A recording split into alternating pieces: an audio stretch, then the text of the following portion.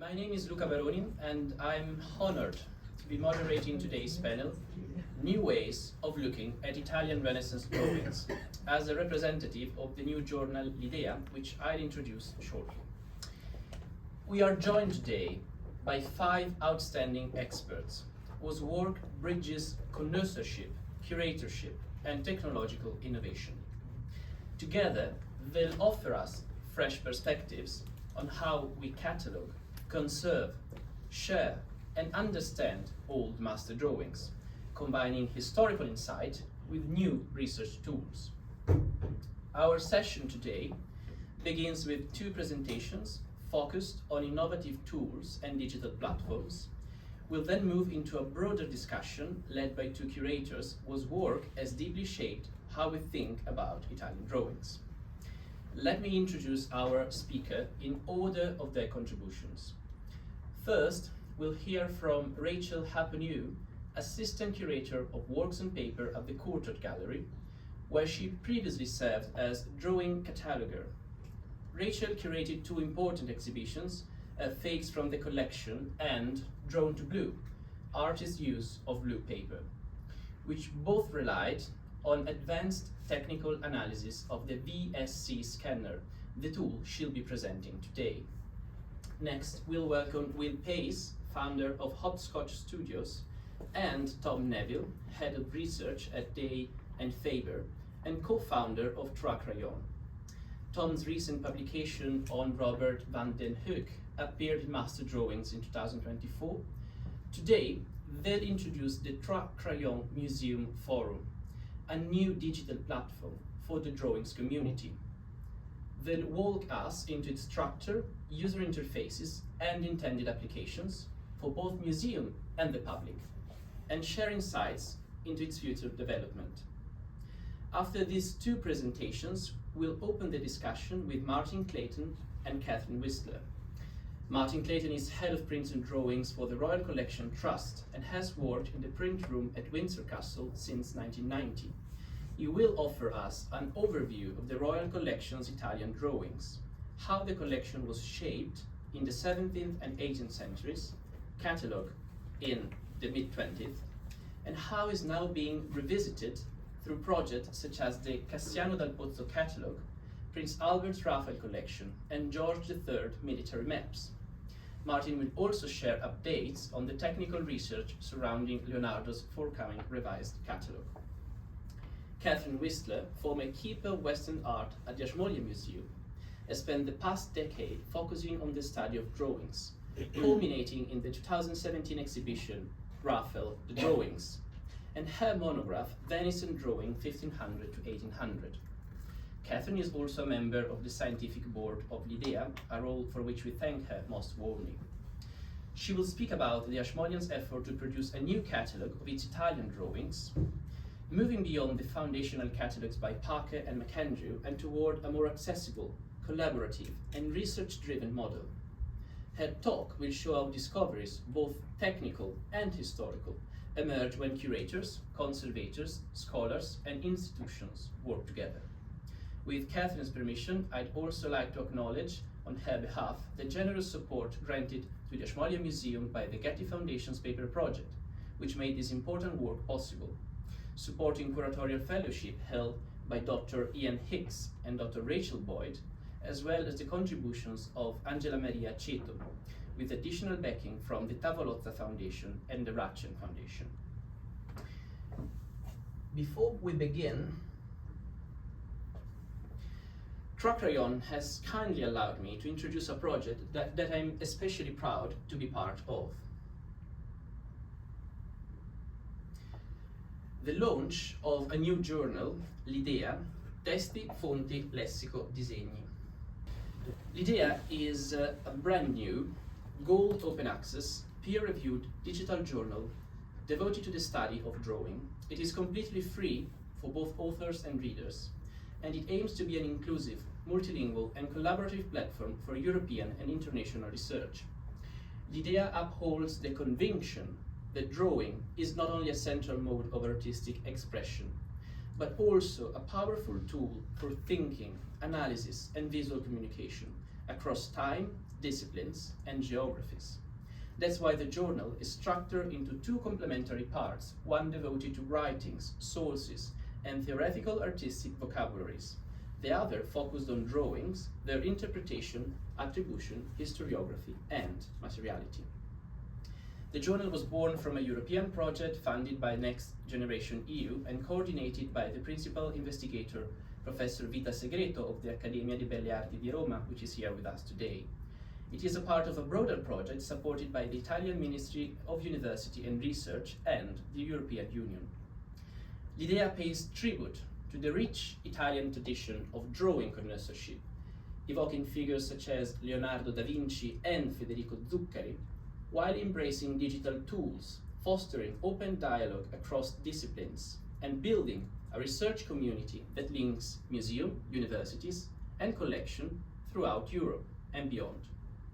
Alongside its publishing activity, L'Idea promotes international scholarly exchange through conferences and events, such as last spring's symposium Federico Zuccari, Universal Artist, and the upcoming October talk, devoted to draftsmen from the Marche in Rome between Renaissance and Baroque, from Raphael to Maratti. These gatherings are designed to generate new research and culminate in dedicated publication that expand the journal's scope and impact. Why launch L'Idea today? Because this event embodies the very spirit of the journal, the fusion of rigorous historical inquiry and emerging tools, the balance between rooted tradition and fresh perspective. It is especially meaningful to present the journal alongside the unveiling of the VSC scanner by Rachel Hapoienu, the launch of the Trois Crayons Museum Forum by Tom Nevile, the ongoing recataloguing of the Ashmolean's drawings collection, and the remarkable online platform developed over many years by the Royal Collection Trust. All these initiatives share a common purpose: to make drawing more visible, more legible, and more interconnected, technically, historically, and intellectually. With this in mind, we now look forward to hearing from each of the four speakers, beginning first with Rachel. Thank you. Thank you very much, Luca, and thank you, Tom, for inviting me to speak today. So I'm just briefly going to introduce you to a relatively new tool in our arsenal at the Courtauld, which is the Video Spectral Comparator, or VSC 8000 as we call it. And this is a machine developed by a company here in the UK, Foster and Freeman. It was originally developed for the analysis of banknotes, counterfeit currency, and for customs officials to check on forged documents.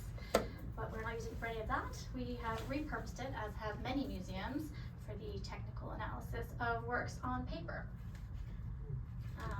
So we received this machine in 2021, and at the time we were, kind of fortunately for us, closed already for renovations. So we were able to custom design a purpose-built room for it. So this was our print and drawing study room, and if you go through, you can see that we have the machine in its very own little cubicle here on the left, and on the right is where we have our drawings. So it's only a matter of moments. If we at any moment want to grab a drawing and examine it, we just have to go get it from a box and slide it right into the scanner. And this is the sort of size of the scanner. There's our paper conservator using it on the left, and on the right you can see a student assistant can see the image on the screen from the scanner. None of my backgrounds or texts have shown up, so forgive me. There were captions for all of these. So as soon as we received the machine, it started to pay dividends.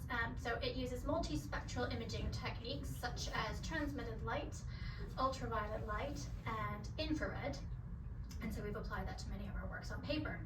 So right away, our paper conservator was preparing these drawings for our exhibition on Parmigianino, and put this in the scanner. This is a drawing that's laid down on a historic mount, so we're not able to lift it and see the back of the drawing. But you can see, even showing just through the bottom, there's kind of a hint of some dark shadow there. So under UV, those ink lines on the back were enhanced a bit more.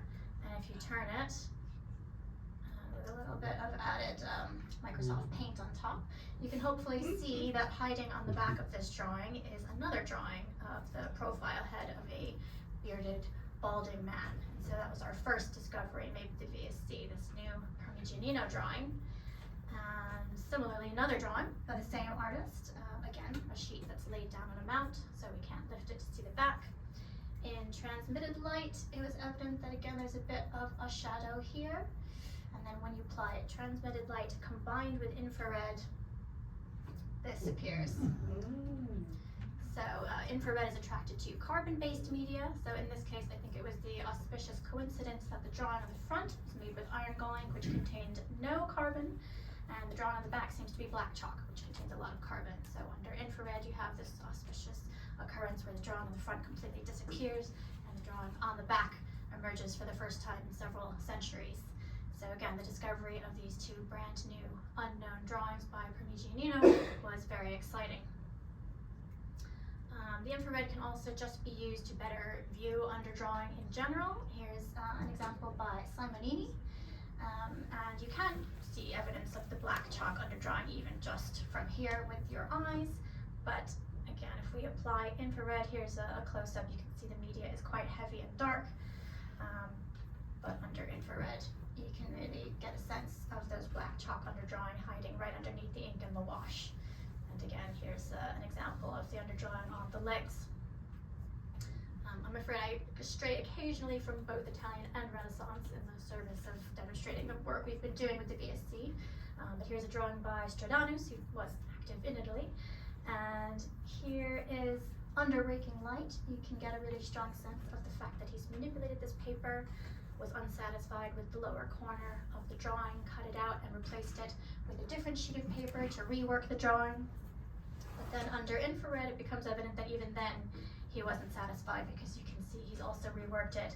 This little cornucopia, which is now down on the ground, you can see in the final version of the ground, he initially was intending to have it just over the shoulder. And so this infrared can reveal the artist's thinking process before we even knew it. Here's an example of a drawing by Canaletto, and it's this inscription here, which has been somewhat of a debate whether or not this is authentic signature. It's in it's Antonio Canal del is what he's written, which is not a form that appears in any of his other signed works.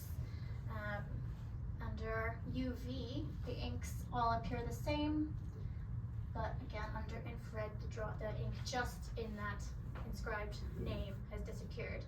So it isn't a smoking gun in any case, but might lend credence to the idea that perhaps it is not a signature, or at least we know it wasn't done in the same ink at the same time as he wrote the title at the bottom of the drawing. Here's an example of, sorry, there's a lot of blank space because there was writing there. This is an example of a drawing which came into the collection attributed to Polidoro de Caravaggio, but is now given to Francesco Curia. I was investigating it because this was one of a group of drawings that was claimed to be a modern forgery by the forger Eric Hebern. And so I wanted to, I put this to the top of my priority list for the VSC. And again, this is a drawing that's laid down on another sheet of paper, so I can't see what's hidden on the back, but you can see even from here that there's some ink showing through from the back. And so using the VSC transmitted and infrared light, we were able to reveal this inscription, which says or Veronese Tintoretto or Salvatore Rosa. So someone suggesting some alternative attributions.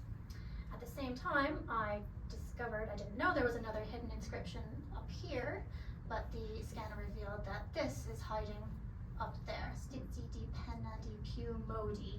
If anyone has any ideas about Stizzi's, my Google search says Stizzi is a Corsican dialect, but I'm not too sure about that, so perhaps some clues hiding there. I then wanted to have a closer look at these two figures, which even to the naked eye are clearly quite different from the other figures on the sheet. And indeed under infrared, you can see they're made from different inks. And then under UV, I just keep pressing a button to try all the different image sources and see what comes up. You can see that there's here an inscription, which someone has made an effort to erase it and rub it away, but under UV, it does pick up these traces of these old inscriptions. And it's hard to see from the photo, but it's Salve Rosa. So So again, somebody who suggested an attribution for the sheet, and then presumably a dealer who thought it looked a bit ugly there and then tried to get rid of it. But this got me thinking if I could try to find an old photograph of this drawing. So I went to the Whit Library and found this, an old photograph which has this old inscription still retained. Another inscription down here, which you can no longer see on our drawing, but another attribution to Giorgione. And then most helpfully here, it told me that when this photo was taken, it belonged to the Underdown collection, which was not information that we had. So I tracked down Mr. Underdown and looked up all the sale catalogs that he had, went through all 8, and finally got to the 8th one, and found this drawing, School of Giorgione. So I never would have looked for a Giorgione drawing if I hadn't found that inscription on the photograph. But the title and the dimensions all match our sheet, so I feel fairly confident we've derived some provenance information from all of these hidden inscriptions. And again, as I said, this was said to be a forgery, but this sale in 1927 is some 7 years before the forger was born. So I feel fairly confident in saying that this one at least is not by him. It's also incredibly useful for imaging our watermarks, and this is an example of the kind of setup we used to have to do to photograph watermarks, very complicated, unmounting the drawings, setting them up across 2 chairs, having a light source underneath, professional Hasselblad camera. And now you can see on the left is the professional photographer, his version of the watermark, and on the right is the watermark that we got with the VSC. But again, you're still getting some interference from the media of the drawing, but when you apply infrared again, that dissipates a bit. The VSC also has this monochrome button, which you can put a kind of black and white filter on, which also helps with the legibility of some of these watermarks. And you can see down at the bottom, you can also stamp your images with all of the information about date and time and image source and light. And you can also add annotations. So here's all the measurements of the watermark and the dimensions, the distances between the chain lines. Here's how I used to do that, with one hand holding the torch, the paper, and the ruler, and the other hand holding my phone. So this is a vastly superior method, I think. So here's an example of 2 Guercino drawings. One Guercino drawing. Again, someone who famously used a lot of iron gall ink. So on the left, the watermark is completely obscured, but on the right, it comes visible very nicely. Another nice thing about the machine is that even when the drawings are mounted, the light sources can still get through. So I don't have to bother a conservator to unmount a drawing every time I want to look at it. Especially useful in a case like this, where the Guercino drawing, the ink has eaten through the paper and the drawing is so fragile we can't move it at all, can't lift it, but can still just slide the mount into the scanner. And it's a bit darker, but still I think legible enough to read the watermark. And again, annotate it with measurements. Here you can change the colors to whatever you want, so I've turned them white to make them clearer. And you can do this split screen function so that we have 2 Guercino drawings, 2 watermarks, which we thought were very similar, but doing this adjacent comparison, we can see that they're similar but not exactly the same based on their measurements. And there's a little slide scale where you can slide it back and forth to compare them. Just a brief note to say that now we have a new website. Well, from 2023 we've had a new website, and now we have these technical images that we are trying to upload in a consistent manner to get them all available publicly online. And you can see down at the bottom there, this is brand new IIIF manifest. We just integrated this into our website 2 weeks ago.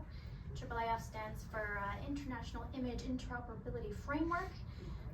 Very much along with what Luca was talking about, trying to make images accessible and interconnected for everyone. So here's an example, just very quickly. There's all of these open source IIIF viewers that you can access. And if you have 2 works, 2 museums both using IIIF, so I've just taken Juror because it's an example of another museum, Harvard, which also has a technical image up of the paper structure of this Juror print. And I'll just show you how you can compare. You have to open the URL manifest, but it's not as complicated as it might look. And then you'll be able to do a side-by-side comparison of these 2 sheets of paper, structure of the paper, which are physically separated by 3,000 miles.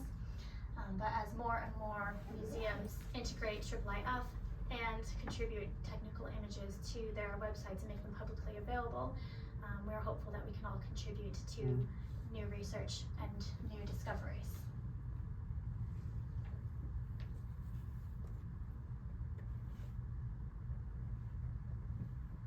Just an example of comparing the paper structures side by side on top of each other, zoom in, zoom out, and you can do it, as you can see, with a whole range of different images. That is the end of my talk. Thank you very much. Nice, and thank you very much, Rachel. Fascinating, and thank you, Luca, for your kind introduction at the start. I fear that this new way of looking at Italian Renaissance drawings that Will and I are about to present is not quite the groundbreaking new piece of technology that Rachel has been using the VSC, but more of a harnessing of traditional research methodologies through technology. Launching today, the Trois Crayons Museum Forum is a social network for the drawings community, which in its simplest terms allows research problems to be highlighted and for them to be addressed collectively. It was born out of a desire to create a space for collaboration and exchange between specialists and enthusiasts in the field. Italian Renaissance, yes, but more broadly speaking, all pre-modern drawings. And it sits at the heart of the wider Trois Crayons mission to connect the global drawings community. And it also reflects a very human credo that a problem shared is a problem halved. And that, in many ways, is the crux of the forum. Problem drawings. Those that are difficult to define, categorize, put into a box. Works whose artist is unknown, works whose subject or sitter is yet to be identified. The idea was inspired in part by the now regrettably defunct Art Detective platform and by the transparency of colleagues like Martin, who openly posts drawings of this kind on his Instagram, asking the community for suggestions. And it's this spirit of transparency, generosity, and shared inquiry that the Museum Forum is looking to champion.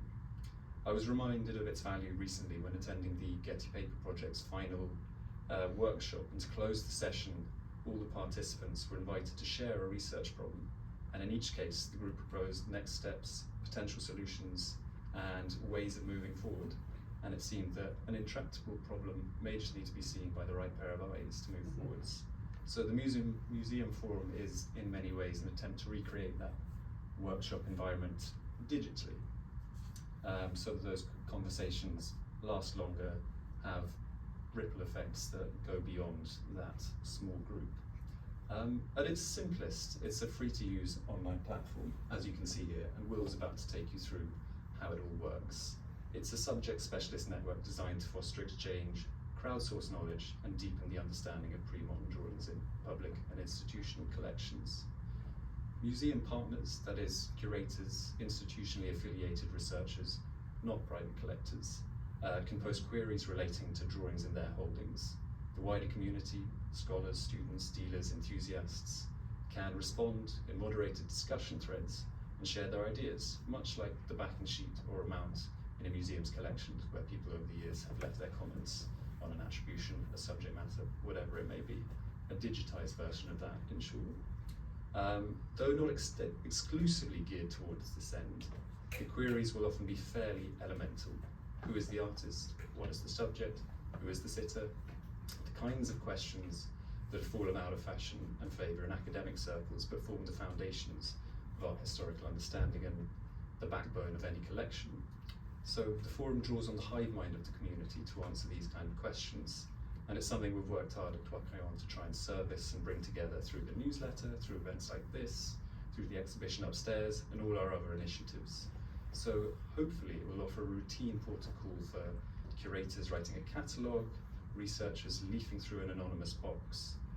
It's there to help. As more queries are posted over time, the platform will evolve into a sort of growing project archive of resolved or unresolved problems, and cases that have moved from obscurity towards understanding. And in time, hopefully this will become a valuable resource for people seeking dissertation topics or scholars looking for leads. The site itself, as you can see here, is designed to feel familiar.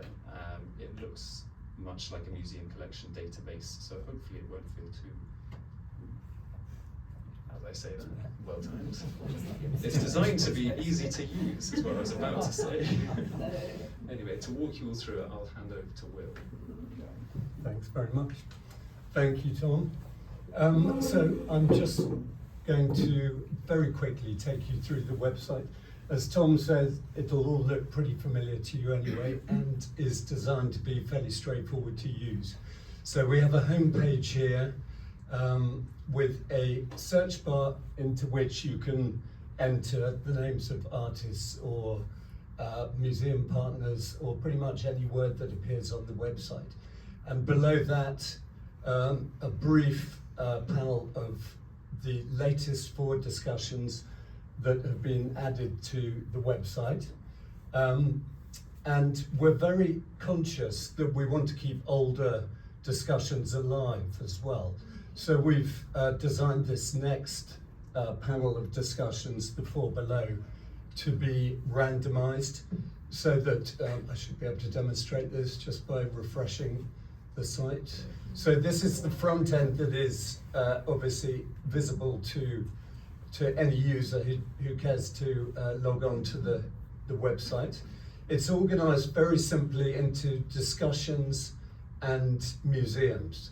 So anyone visiting the website can either go to the discussions page and see thumbnails of all the available discussions. As you see, we've only just got going, so there aren't many there, but there are a couple from the Ashmolean appropriately.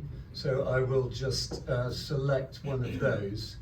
And the idea is that the museum partner can post images, which could be multiple different views of the same artwork, and then information, all the known information about that artwork as well, together with a question for the discussion, which is meant to attract comments from viewers.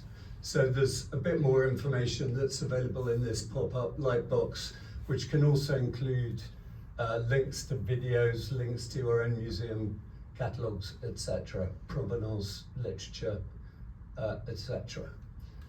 Down below, the curator has an opportunity to make more detailed comments, and if we were logged in, which sadly we're not now, but if we were logged in, then one would be able to leave comments on the discussion, which would then be moderated by Tom and also by the museum curator.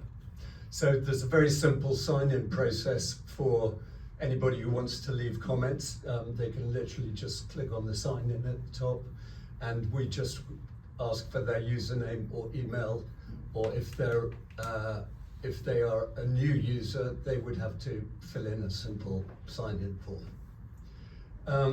There is also a page of the institutions that are represented on the website. Each of these has an opportunity to give information such as opening times, contact details, etc., and the discussions that they've added are listed below.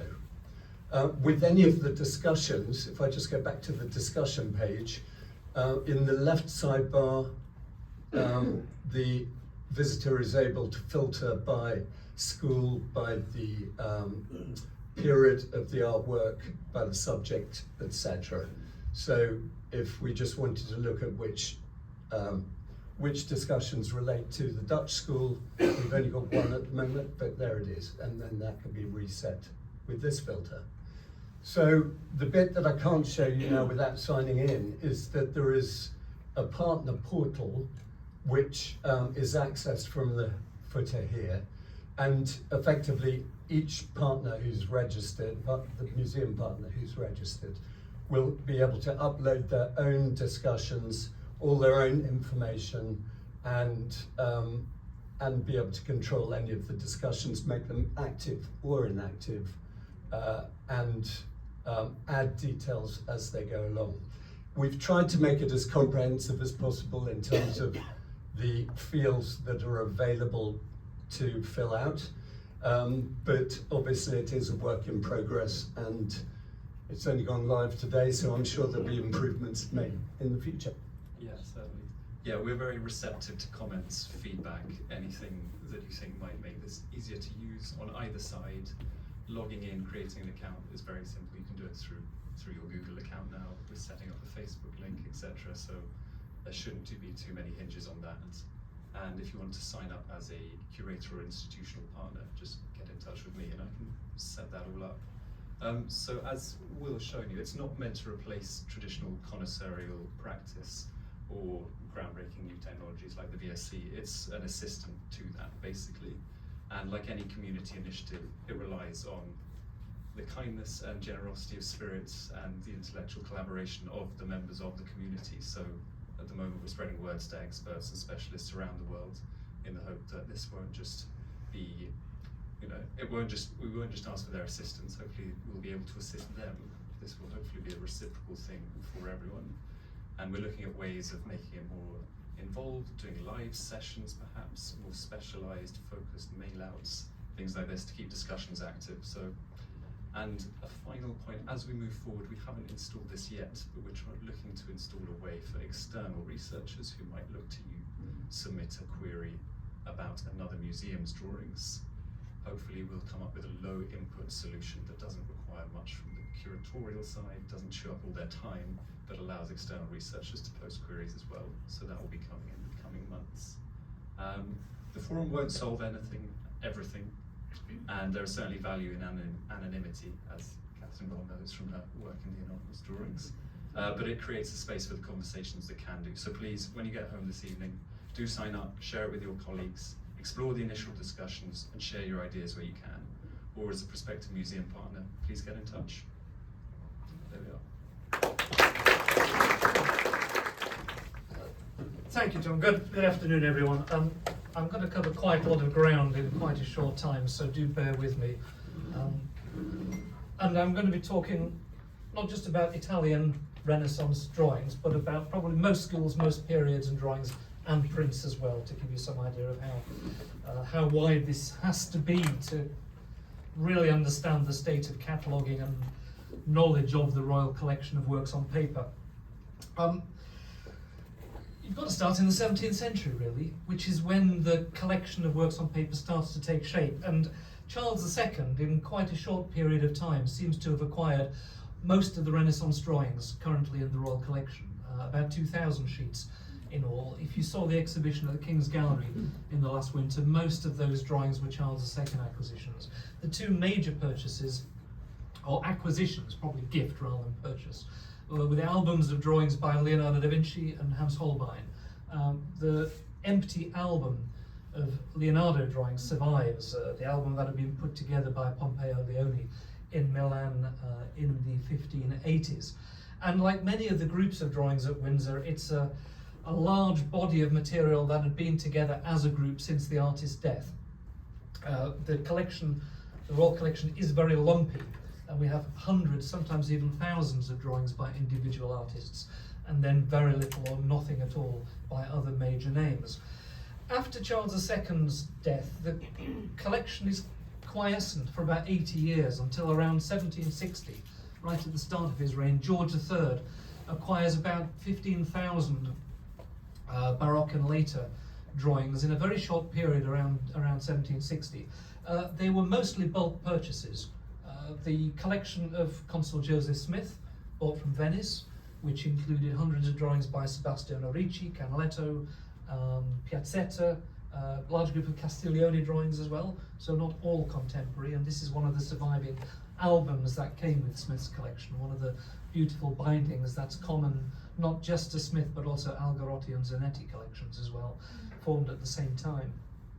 The Albani collection, Cardinal Alessandro Albani's collection, bought in Rome in the same year, 1762, which included about 10,000 Roman Baroque drawings, large groups by Domenichino, the Carracci, Sassoferrato, Maratti, and so on. Richard Dalton was also buying hundreds, maybe thousands of drawings in Bologna around the same time. This included around 800 drawings by Guercino, bought directly from Casa Gennari. Now, after 1763, the collection was almost static, and really very little has been added to the Royal Collection in Italian Old Master drawings since around 1770. Many of the drawings were rebound into albums in George III's bindery, and you can see some of the surviving album spines there on the left. It was inventoried around 1800. This is what we call the Inventory A, and you can see from the titles of some of these albums that there are individual albums devoted to single artists. In this case, Elisabetta Sirani, 60 drawings attributed to her, 50 heads by Cavadoni, 54 drawings by Lanfranco, and so it's emphasizing the lumpy nature of the collection. Now in the 19th century, everyone assumes that Prince Albert, would have been buying Old Master drawings, but he was more of an organiser. And although he was reorganising, systematising, making the starts of cataloguing of the earlier collection, he acquired very few Old Master drawings. One of his main contributions was his Raphael collection. This is the cabinet that was supplied in 1860 to house 50 portfolios of about 5,000 prints and photographs after the works of Raphael, and we'll come back to the Raphael collection in a short while. Now in the 20th century we start cataloguing, and Kenneth Clark writes the first modern catalogue of drawings in the Royal Collection, his catalogue of the Leonardos, which was researched and published while he was still in his 20s.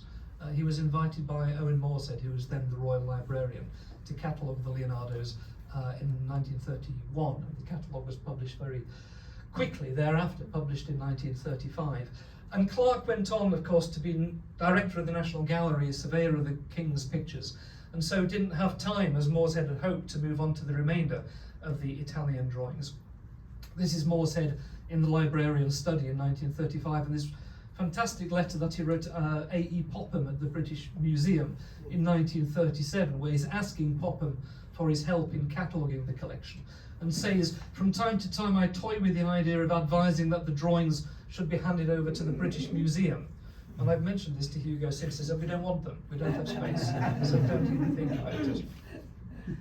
So instead Morshead turned to Anthony Blunt, who in about 15 years rounded up a large number of sometimes emigre scholars such as Otto Kurtz and Rudolf Wittkower, also John Pope Hennessy, Popham himself, Johannes Wilder, Karl Parker, to catalogue large groups of Old Master drawings. And we were able, in the space of about 20 years, to cover the great majority of the Old Master drawings in the Royal Collection. So by about 1980, almost all, and we'll come to a couple of exceptions in a moment, almost all of the drawings, the Old Master drawings, had been catalogued. There were some that escaped those catalogues, and you can see the scholarly debates on the reverse of the mounts. This rather lovely drawing, which started off as North Italian, then near, I think it says Battoni, I can't read Popham's handwriting, or at least Roman 18th century, AEP. Then Pouncy suggests Gabbiani, then his son-in-law Marco Chiarini suggests maybe G.B. Vanni. So these sort of debates that you find on the reverse of some of the drawings can be illuminating dialogues, sometimes over many decades. Now there are still things to be found. To come back to Tom's point of the value of the anonymous, these are two drawings that were in the exhibition over the winter that had been lurking in the depths of the anonymous boxes by Andrea del Sarto and Polidoro de Caravaggio. I think it's maybe Polidoro's most beautiful surviving drawing that had been deep in the anonymous followers of the Carracci. But it does seem that relatively few scholars visited Windsor in the latter part of the 20th century. You can date some of these visits from the inscriptions on the mounts. Pouncy in 1971, Nicholas Turner in 1984, but really years could go by without any scholar of note coming to look through the boxes. It can be one of the curses of comprehensive cataloguing, but it seems to discourage future research. The Guercino catalogue by Dennis Mann and Nicholas Turner that came out in 1989 was so comprehensive it seems to have squashed any further research into the Guercino drawings of Windsor.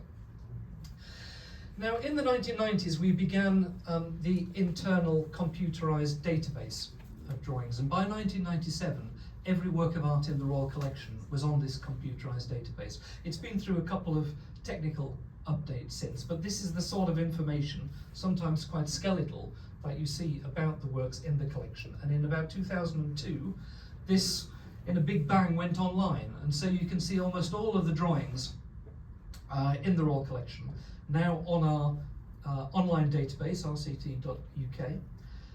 Sometimes quite skeletal records, but in most cases there will be a colour image. So even if the information is almost non-existent, there is usually an artist's name and an image, which is a good start for any online database.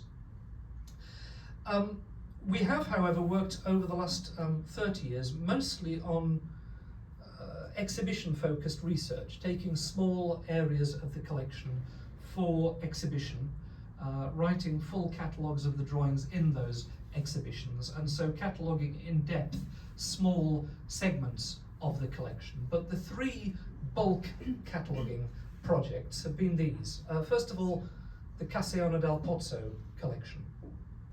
Cassiano, secretary to Cardinal Francesco Barberini, who put together his paper museum in Rome in the middle of the 17th century. About 10,000 drawings and prints, mostly in the royal collection. And from the 1980s onwards, we assembled an international group of scholars with specialisms in different areas. And last year we published the 37th and final catalogue in the Cassiano collection. This rather terrifying assemblage shows the bindings of all of these wonderful, wonderful, extravagant catalogues. There was a sigh of relief, you can imagine, when the last one of these hit the press. The Raphael collection that I mentioned earlier, Prince Albert's Raphael collection, was digitised by Tatiana Bisolati in the early 2010s, and almost all of this material is now available online, a computerised database that allows you to select iconographically individual projects of Raphael's and see images of all the photographs and prints in Prince Albert's collection.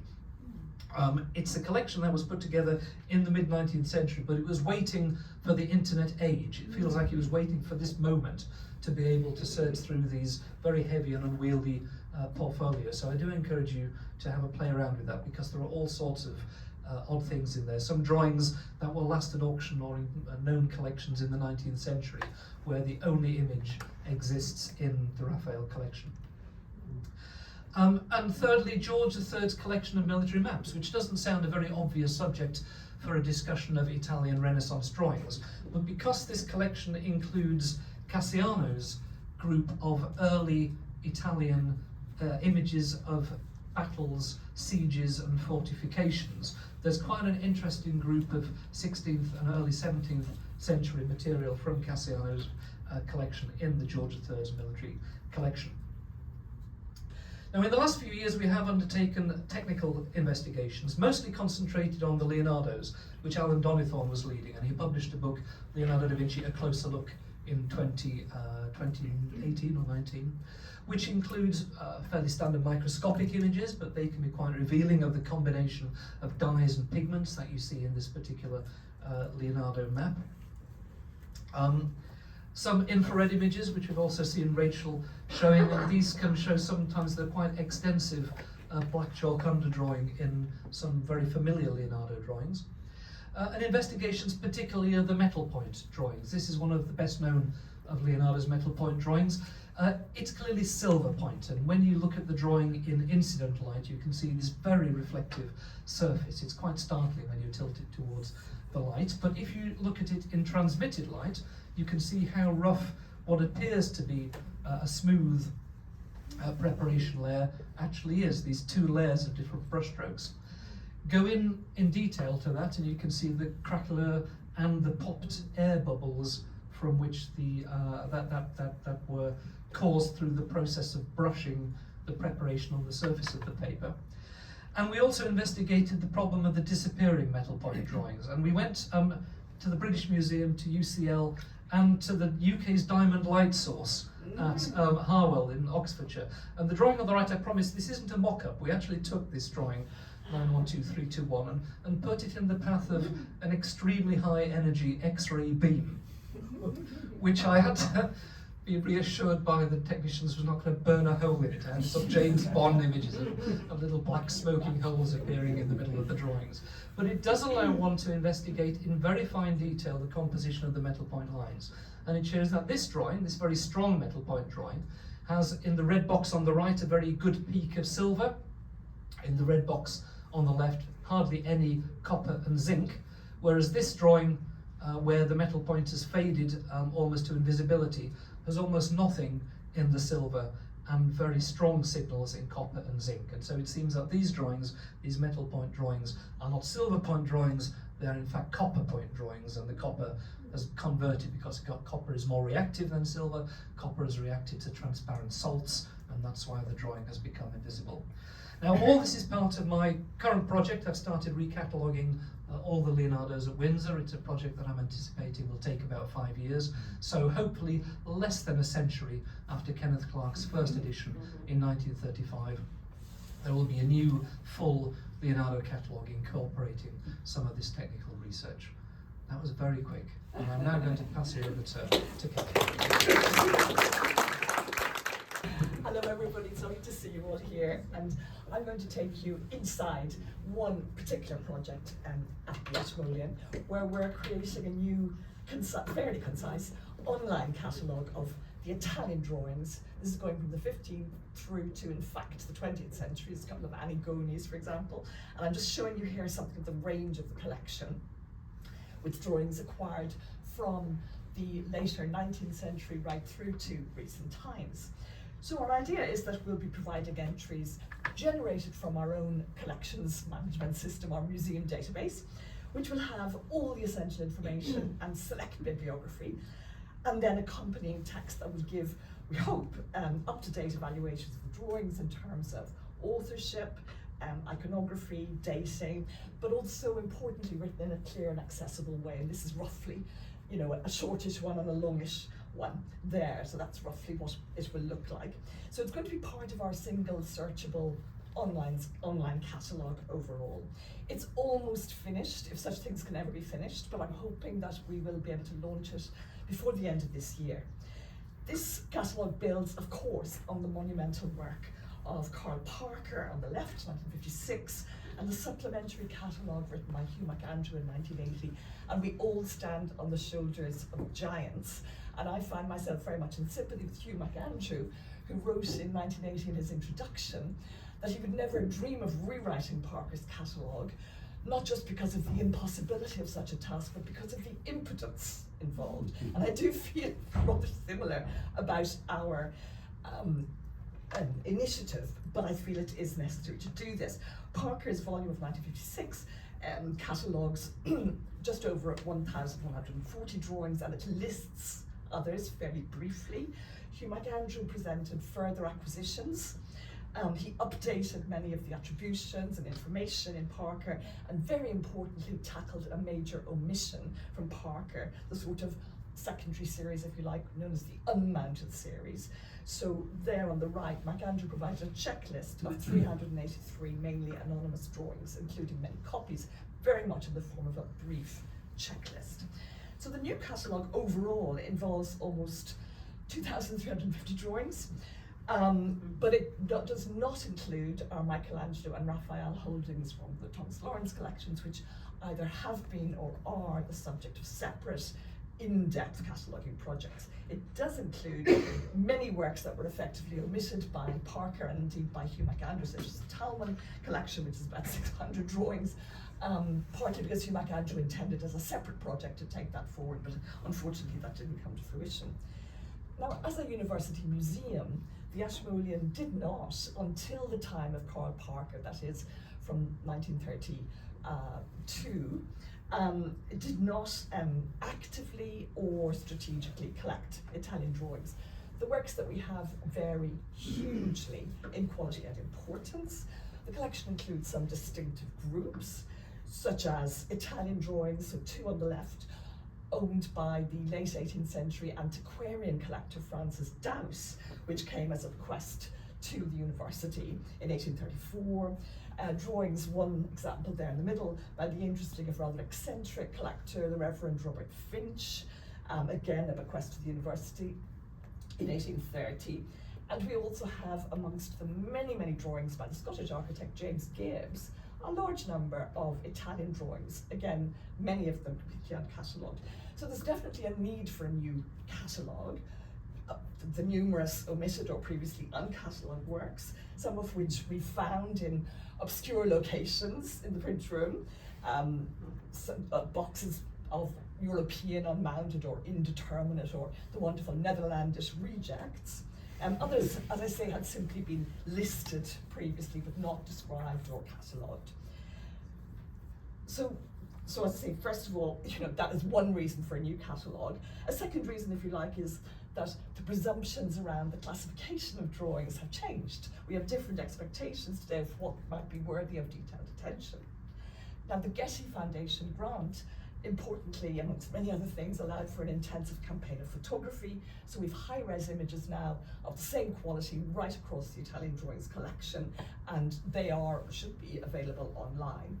I think, as well as what I've said about presumptions or about the omissions, there are levels of information that are seen as fundamental today that our predecessors did not think of as essential. Iconography, for example, describing the subject matter of a drawing. Provenance is a more salient issue as well. Again, as a university museum, the Hapoienu was never well funded, never has been, and Parker's amazing achievement was to build up the collection in the 30s and 40s, despite very limited resources, and also during wartime. He moved quickly, he made the most of opportunities, but with the result that many drawings acquisitions are really poorly documented. He'll simply say in the catalogue, purchased. So I just have 3 examples there of many purchased in 1946 with no information about even the vendor. And again, previous provenance completely unknown. And similarly, unfortunately, Parker kept within the museum rather few records of scholarly correspondence. We found the occasional letter like the one you showed addressed to Popham, but very, very little of that sort. So very little historic documentation, a lot of attempts at rebuilding our information have been going on. The interleaved volume here of Carl Parker is a very precious resource. We do have the kinds of little arguments on the mounts that you saw in Martin's talk, but also we have the interleaved volume with, in this case, you have different John Gear, Conrad Oberhuber comments in there. And again, ideally today, of course, we really want to make, the whole object available. I'm not sure if this is going to work. Until the 1970s, new acquisitions tended to be mounted and laid down. And then, of course, there are many, many drawings that were acquired or were in the collection with historic mounts where the drawings are laid down, so you simply can't see the verso. Now, the Getty Foundation grant allowed us some time for our paper conservators to answer research questions. Only in a few cases have we lifted drawings. Yes. So there's one example of a drawing now attributed to Giuseppe Camerata, where quite a lot turned out to be on the verso, or another example of a very important and beautiful drawing by Bernardo Cavallino, where there's a note by Carl Parker in the archive where he talks about the sketches on the verso, but he does not bring this information into the 1956 catalogue. And again, we were able to reveal that. And I think today also, of course, the question of accessibility more broadly is a high priority for museums. And the very crisp, very succinct entries in the older catalogues were really intended for specialist readers, for those in the university, in the museum, in the market, and so on. They were not intended for a wide readership. And I think also it's very worthwhile to demonstrate to, we hope, a wide public, also how we arrive at our attributions, so documenting to some extent the views of previous scholars, as well as just showing how perceptions and knowledge have changed over the years. I think another question today is probably that of sensitivity to language, which wasn't a concern previously. And one of our Getty fellows, Rachel Boyd, for example, collaborated with a museum colleague in thinking about issues around describing disability, for example. But I do want to stress that the approach overall in the new catalogue is absolutely based on connoisseurship in the widest sense of the term, involving the closest scrutiny possible of the drawing, taking into account its materiality as well as the visual imagery, looking at the sheet of paper as an object that carries its own history in its makeup and appearance. And of course, we collaborate with the conservators. We have small examples here, minor examples of little questions resolved, thanks to the conservators taking them on board. I'm so jealous of the Courtauld. We looked into the idea of having one of those amazing machines, but couldn't afford it, sadly. But the work that is possible is extraordinary, and again, is opening up the field of drawing studies in radical exciting ways, but even attention to the most basic of intrinsic physical data, such as watermarks, can yield decisive information. So here is a page from the Talman album with a variety of studies of capitals, and these are very often copies of copies of copies, but interestingly there's a Netherlandish watermark where the drawing would have previously been, would have been assumed to have been by an Italian artist or made in Italy. Perhaps it was made in Italy, but certainly this new information about a Netherlandish watermark can open up a new sort of portal for exploration. And the value of close scrutiny can also be seen in this sheet, recto and verso, a substantial drawing from the Talman collection, from the so-called largest album. This is what Angela Maria Aceto worked on, where on the one hand, with the recto, the Talman collecting practices of retouching or extending drawings were identified and examined. XRF analysis, for example, confirmed the fact that different inks were involved. But on the other hand, with the verso, based on sort of connoisseurial work above all, close stylistic comparisons, consultation with other specialists, Angela was able to arrive at a new and convincing attribution to Alessandro Casolani, which is the subject of a publication later this year. And that's the point, that connoisseurship, as I think Tom will have shown us as well, is conversational. It's about sharing ideas and information with others, ideally in front of the drawings, or indeed during the knock-on COVID period in Zoom workshops.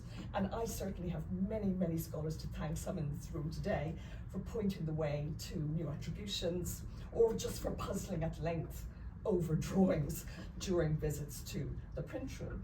And sometimes an answer to the question that we all need to answer, who is this by? Who might it be by? Or where can we place it? Sometimes it just comes out through the simple method of time-consuming hard work in a library or with online images. And in this case, this is a very puzzling drawing that was originally in Netherlandish rejects, and it was chucked out from there into possibly Spanish. And in fact, it is, the contours are incised, the verso is blackened. It directly relates to this print, which is one of a series made in 1621 by the engraver Theodor Kruger, with Giovanni Lanfranco credited as the designer. So certainly that brings us into Lanfranco's studio, where somebody in his studio was working up a design, perhaps from an idea by Lanfranco. And digital tools, this is my last little case study, help enormously in solving problems. Our other Getty Fellow, Ian Hicks, was working through our Parmigianino holdings, and he was very puzzled in the case of this little inventive drawing, which had been catalogued and accepted as a Parmigianino, by the black chalk hatching that you can see in the background.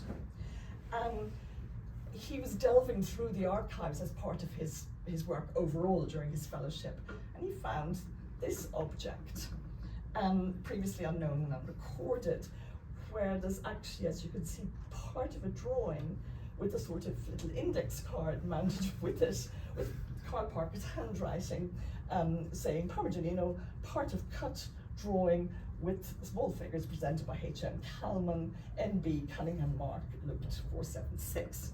So it's also helping us with provenance.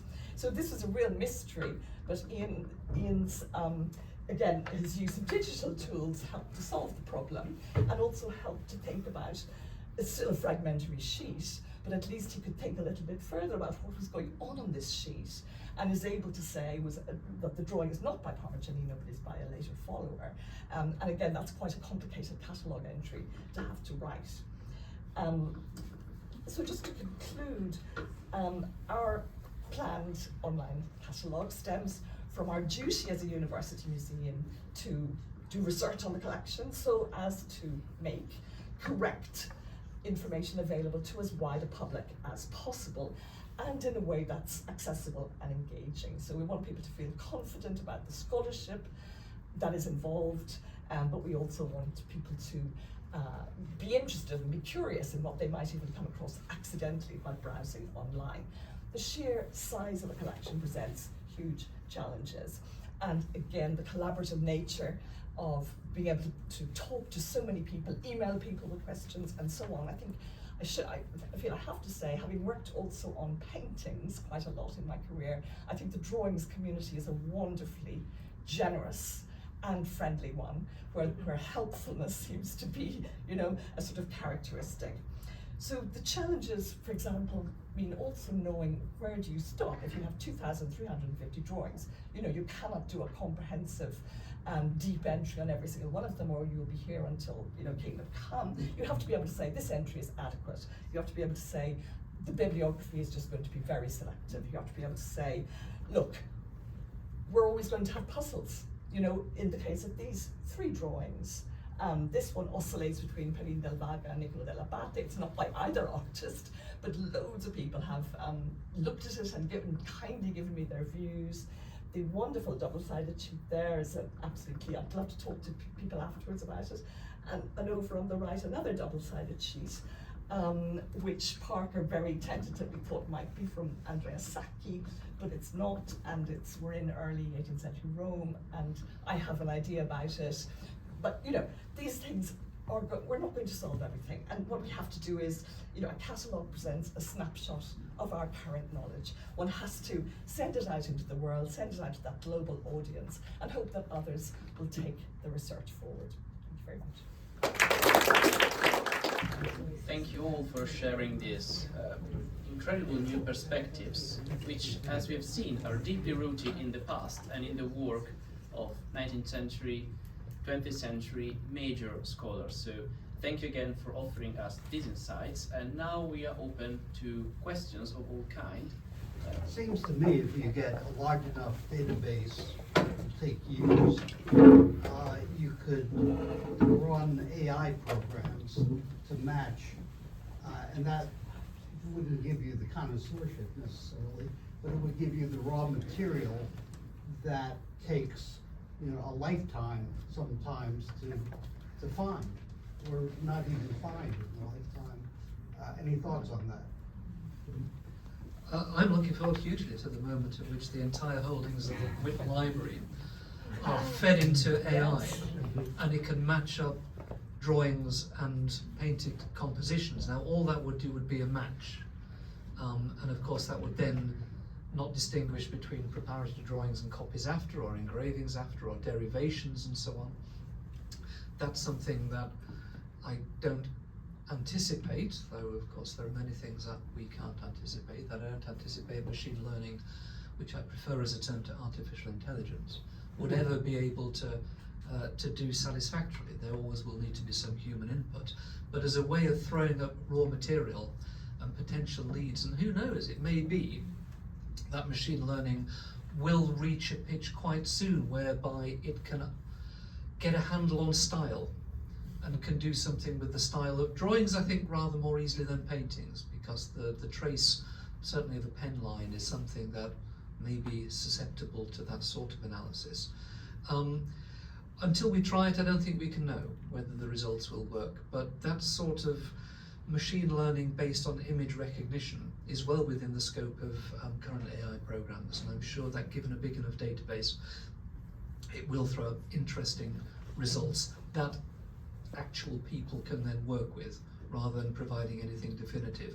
I mean, I have noted in recent years there have been attempts, for example, to prove that a 19th century painting was by Raphael, because it looks like a Raphael. Well, of course it does, because it's a 19th century copy. And that's where machine learning can never be taken as proof of anything, but it can certainly provide interesting leads for humans to then work with. At a very basic level, you have to Google image search, which is very good at matching up things like print designs, or telling you whether something is a copy of something that is a famous image, which again requires you to go further. It requires interpretation of it. But in terms of matching images with more famous images, even with the very basic Google data set, it's already started to happen. But as you say, running it through a whole inventory of drawings would be really interesting, and I'm sure it will be happening in the very near future. So I was very excited by the Museums Forum concept and principles. You did mention that you, Tom, are going to be moderating all the comments. Is that correct? Moderating? Yeah. I'll be able to filter through them. Be able to filter through. So I just wondered about the scalability of that and whether it requires human moderation and how you will deal with the inevitable large scale it will reach, I mean, enthusiastic input. Spam. And then the other question is, why stop at pre-modern drawing?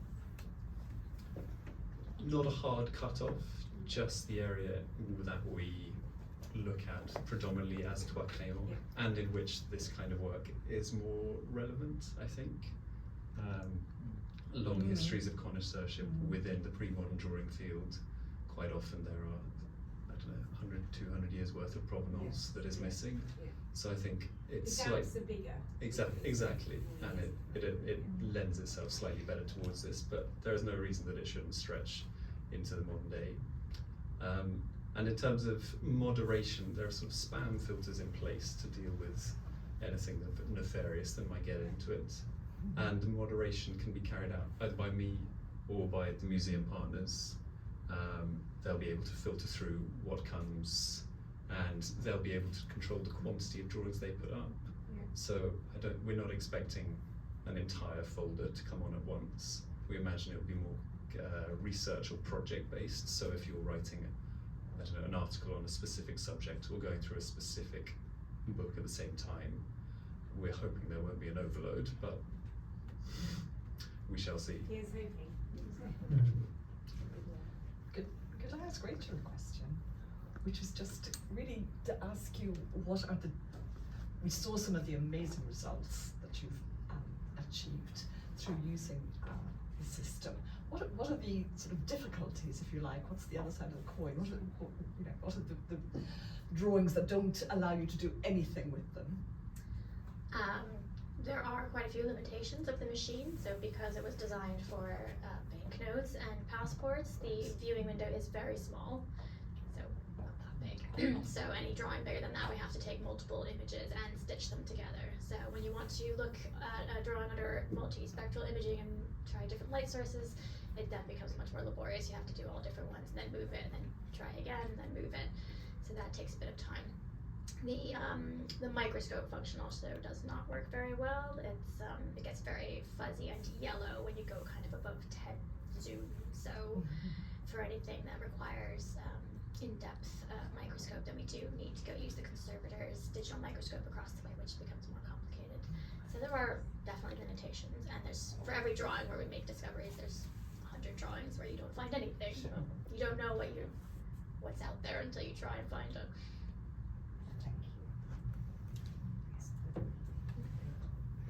Thank you all for a very fascinating set of talks. I want to go back to a quick comment Tom made initially in his talk.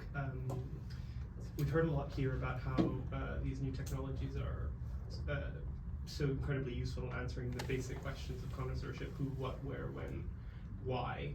But there's also been a lot of discussion about, in academia, like you said, Tom, about moving past those questions. And my kind of initial question about these new technologies would be, how have you been finding these models in your own new research strategies? How have they been, or have they not been, raising new kind of questions about drawing, rather than helping us answer these kind of same sets of questions that we've kind of always been asking? Or is it important to ask these questions, why or why not?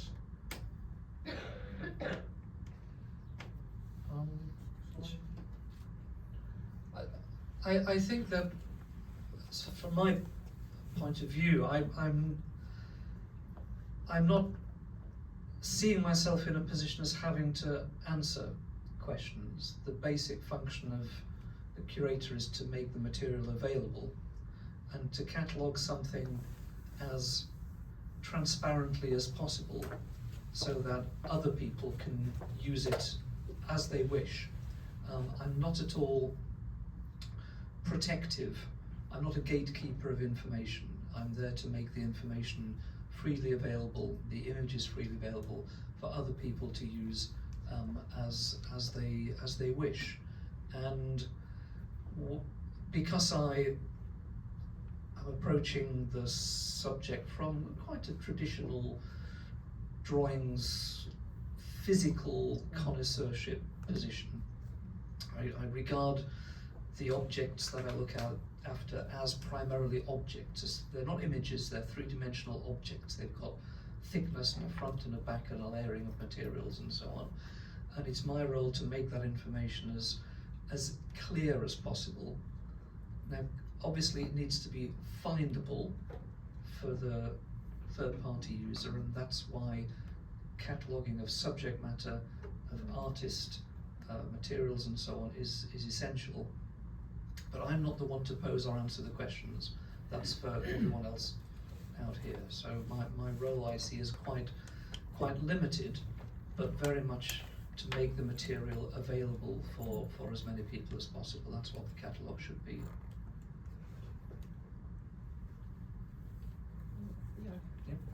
Yeah, and I think in doing so, you know, one is also trying to say the drawing was made for a particular purpose. So, you know, and that might end up in a bit of speculation, because if you can't connect it to, you know, so is it as part of a design process? Is it made as a record of something? Is it made as part of an artist's education? So you do get into slightly, you know, one has to open up the questions, I think, so that then other people can follow through.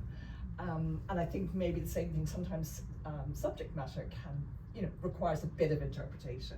And again, that can take you in different directions. So in a way, you know, as Martin says, what we do is we start with the absolute physicality of it and try and give as much information as we possibly can, and then try and think about purpose, function, you know, and other things like the iconography. But beyond that, it's, I think from a museum point of view, you go into exhibitions and displays to take up the interesting or current themes that people might want to hear more about or feel is relevant to them or relevant to their lives. But it's not quite what a catalogue's about.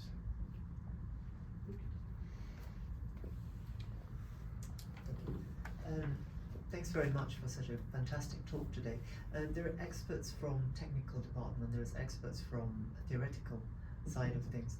My question has risen doubts in my mind that once you see a gathering of experts today, which is very rare, how do you look at something as in a context of when you haven't gone into the research parts of to understand something to authenticate for your visual leisure? And does the person as a viewer think twice before it decides? There is so much into it that has made it possible for us to see. If that makes sense. So could you repeat the question again? Sorry. Unfortunately, I don't remember. That's okay. Can I comment on something completely different?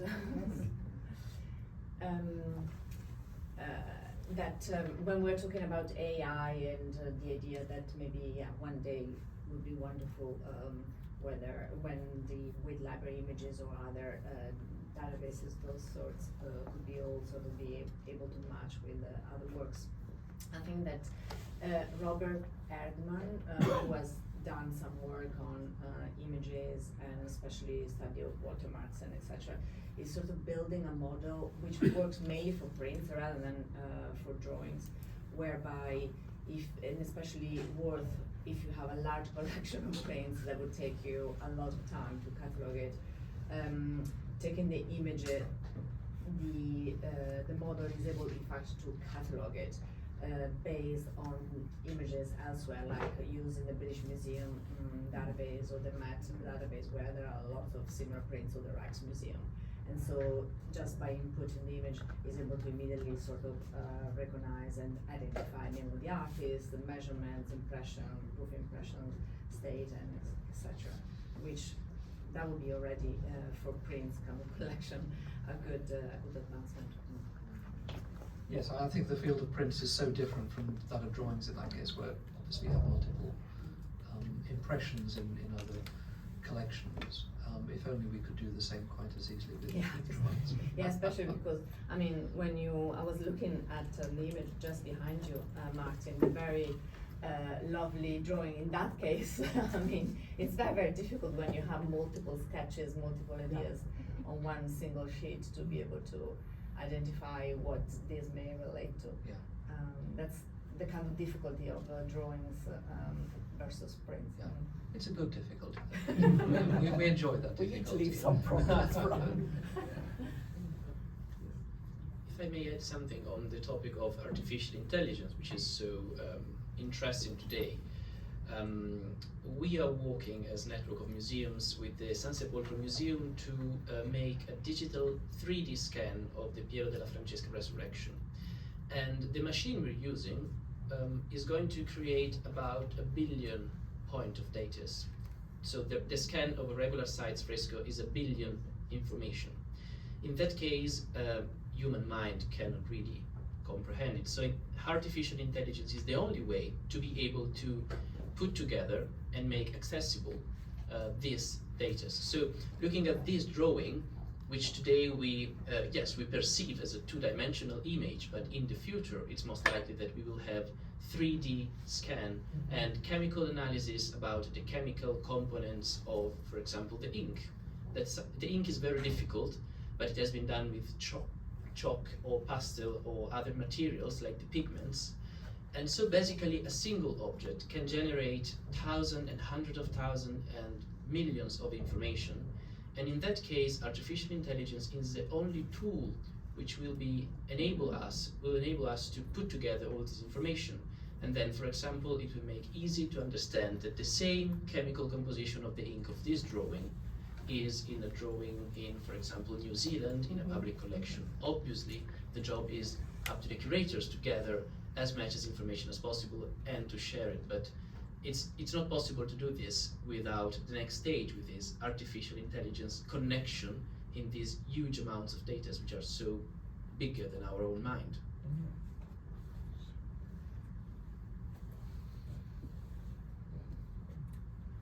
And with that, shall we wrap up, or unless there are any final questions?